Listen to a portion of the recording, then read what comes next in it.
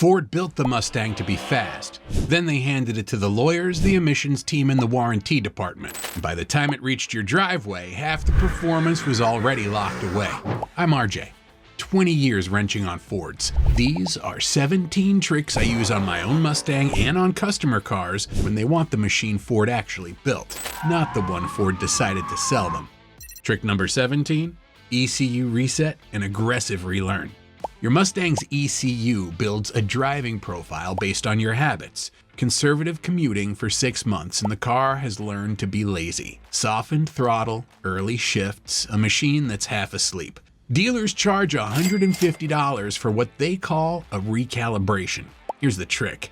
Disconnect the negative battery terminal, turn the headlights on, press the brake pedal 10 times, hit the horn. This drains the capacitors completely. A full wipe, not a partial one. Leave it disconnected for 30 minutes. Reconnect. Now here's what most people miss. Don't go sit in traffic. Accelerate hard immediately, rev it out. The ECU rebuilds its map based on exactly what you give it in the first drive after reset. Give it aggressive input, it builds an aggressive map. Free, 30 minutes.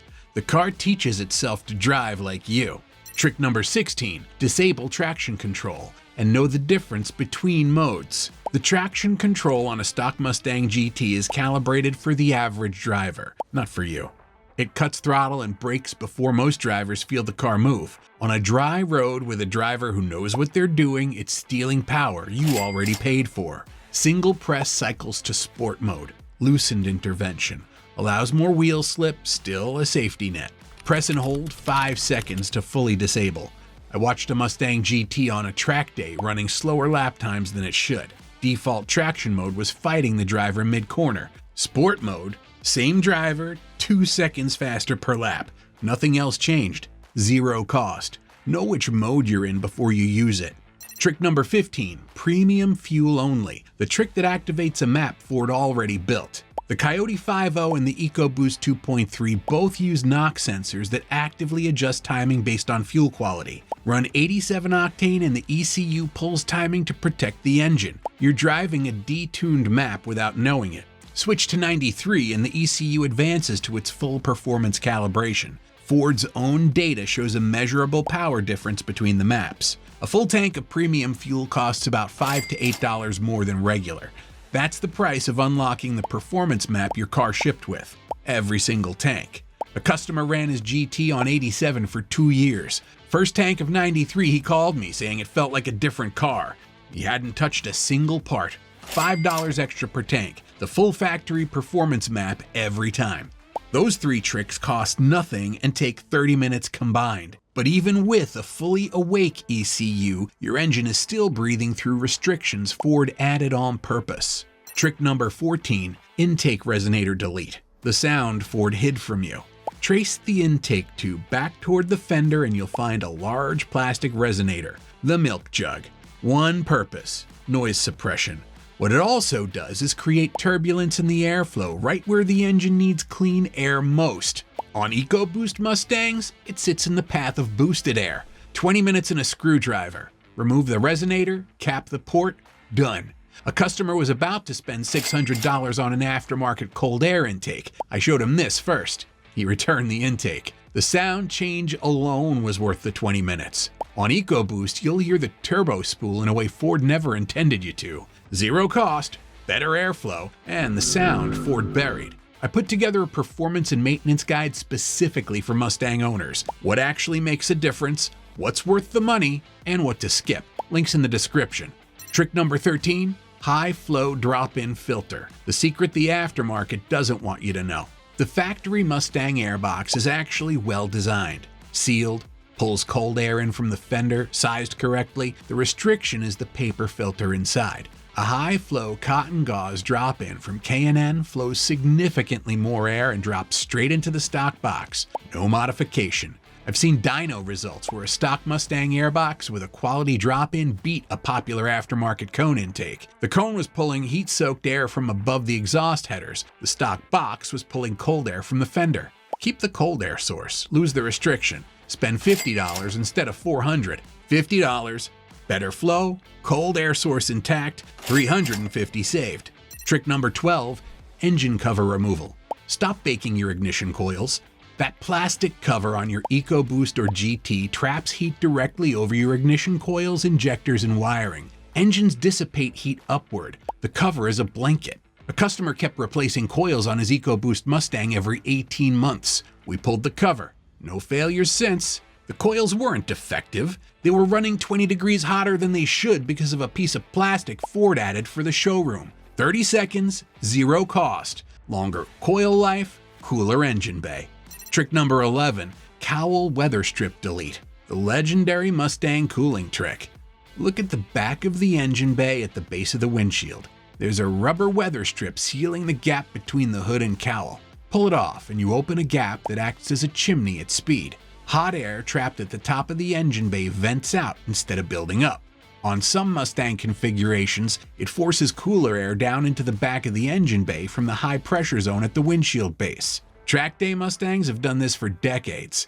It's on no official list, no owner's manual, no dealer orientation. Measured intake temp drops on hot days. 2 minutes to remove. Cost? Nothing. Zero cost, cooler engine bay, lower intake temps, especially on track or in summer heat. You've unlocked the air. Now let's talk about what's happening to the power after it leaves the engine, because friction is stealing credit for every horsepower you have. Trick number 10, oil catch can. What direct injection is silently doing to your EcoBoost. The EcoBoost 2.3 uses direct injection. Fuel sprays into the cylinder, never over the intake valves.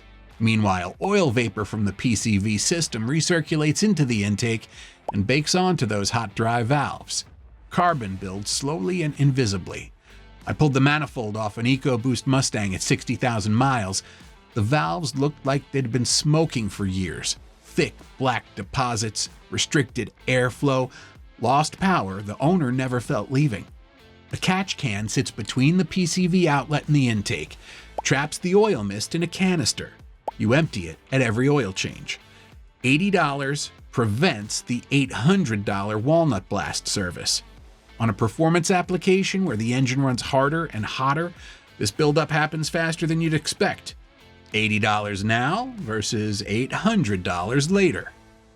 Trick number 9, synthetic transmission fluid, the M82 and 10-speed fix. The M82 manual gearbox has a reputation for notchy, resistant shifts, especially when cold. Most owners assume that's just how it is. It isn't. It's the factory fluid. Switch to a quality full synthetic and the shift quality improves immediately. Smoother engagement, less resistance, better synchro action under hard driving. Less friction, smoother power delivery. That's all it is. On the 10-speed automatic, synthetic fluid means the transmission runs cooler and shifts more precisely. Noticeable when you're demanding quick downshifts. $30 to $40 in fluid. Transmission rebuild starts at $300. $40. Shifts that feel the way they should. Trick number 8, rear differential fluid upgrade, recovering power lost to friction.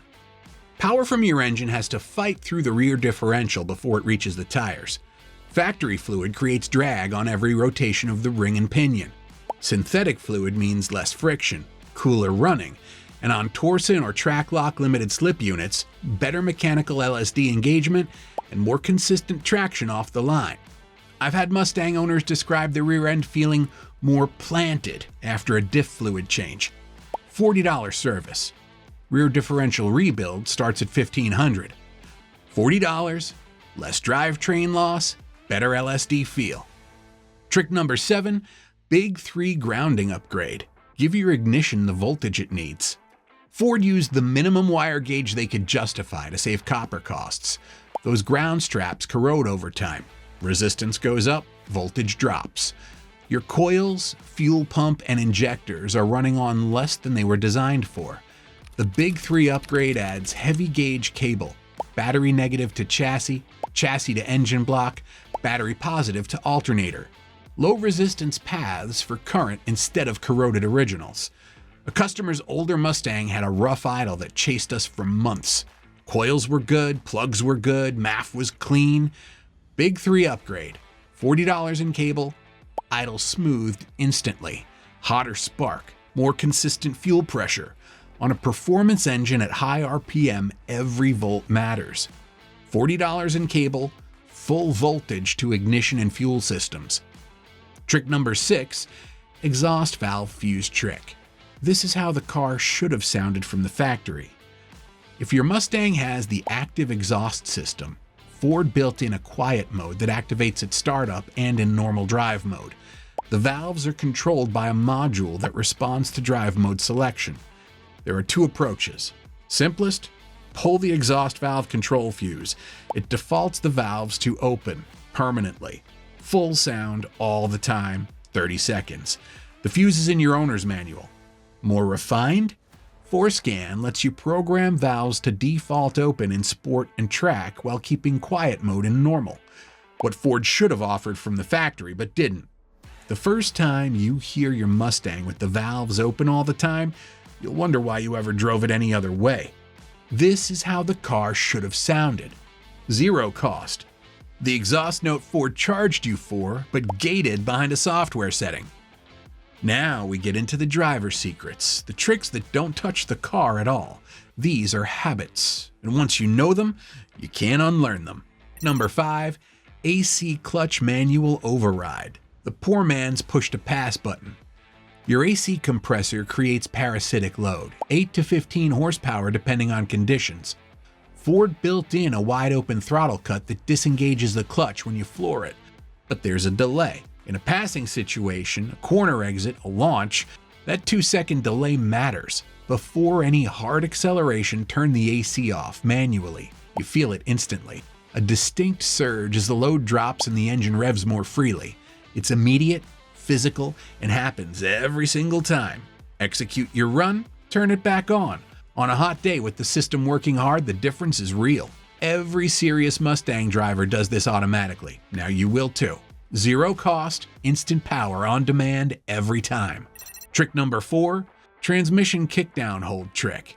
Once you know this, you can't unlearn it. If your Mustang has the 10-speed automatic and paddle shifters, you know the paddles exist. What almost nobody knows is the kickdown command built into the transmission control unit. Don't tap the downshift paddle multiple times. The transmission may deny shifts at your current speed. Instead, pull the left downshift paddle and hold it for 2 seconds. The TCU recognizes this as a kickdown command and instantly selects the lowest gear possible for your speed. No negotiating, no hesitation. It drops straight to where it needs to be. Ford's engineers put this in the software. It's in no manual, no dealer walkthrough, no YouTube tutorial. I found it on my own car. The first time you do it, the response is instant. You'll use it every time after that. 0 cost, maximum power from the automatic, exactly when you ask for it. Trick number 3, drive mode hack. What track mode actually does versus what sport mode does. Most Mustang owners cycle through the modes, feel a slight difference, and leave it in sport. What they don't know is that track mode is a fundamentally different car. Sport mode adjusts throttle sensitivity and loses traction control. Track mode rewrites the entire vehicle control logic. Full throttle sensitivity, minimal traction intervention, steering weight change, transmission holds gears longer and downshifts harder. On MagnaRide cars, stiffest suspension setting. The Mustang GT in track mode is not a more aggressive sport mode. It's the car Ford built before the lawyers got involved. Most owners have never felt it because they assume it's just a slight step up. It isn't. Find an empty road. Put it in track mode. You'll understand immediately why Ford made it opt-in instead of default. 0 cost, the full performance envelope your car shipped with. The last 2 are for the owner who wants to go farther than software and maintenance. These cost real money. They also deliver real results. Trick number 2, pedal commander. When the free tricks aren't enough. $300 for EcoBoost Mustang owners especially. It changes the character of the car. The drive-by-wire system introduces intentional throttle lag, not to protect the engine, but to smooth the response, for drivers who don't want it to feel too aggressive. A pedal commander installs in line with the accelerator pedal sensor in 10 minutes. It intercepts the signal between your foot and the ECU and removes the factory filtering. On EcoBoost Mustangs, where turbo lag and electronic lag stack on top of each other, the difference is dramatic. The car responds the instant your foot moves. It doesn't add horsepower, it delivers the horsepower you already have exactly when you ask for it, not when the computer decides you're ready. $300, zero throttle lag. The car responds when you do. Trick number 1, Stage 1 ECU tune. The modification Ford will void your warranty over because it works too well. Everything else on this list is optimization, recovering performance the car already had. A Stage 1 tune rewrites the performance map entirely. On the EcoBoost 2.3, a tune from a reputable shop typically adds 40 to 60 horsepower and 50 to 70 pound-feet of torque. Not by changing parts, by rewriting boost pressure targets, fuel maps, and timing curves to what the engine is actually capable of running on premium fuel. On the Coyote 5.0, the raw numbers are smaller, but the character transforms completely. Throttle sharpens. Torque fills in lower in the rev range. The transmission logic recalibrates for performance instead of economy and durability under worst-case conditions. Ford detuned these engines deliberately to survive 100,000 miles with minimum maintenance, to create a trim level separation, to hit fuel economy targets on standardized test cycles. The hardware is capable of more. A tune gives you access to that capability. A Ford Performance Power Pack costs $3,000 for 15 to 20 horsepower. A Stage 1 tune costs $400 to $800 for 40 to 60. The math isn't complicated. One condition: if you tune it, you maintain it. Premium fuel every tank, oil on schedule, coolant in spec. A tune on a maintained Mustang is the best dollars per horsepower modification that exists. $400 to $800, 40 to 80 horsepower. The best return on investment in the performance world. Ford didn't sell you a slow Mustang, they sold you a restricted one. These 17 tricks remove the restrictions, most of them for free, all of them today. If this helped, hit subscribe. I'll see you in the next one.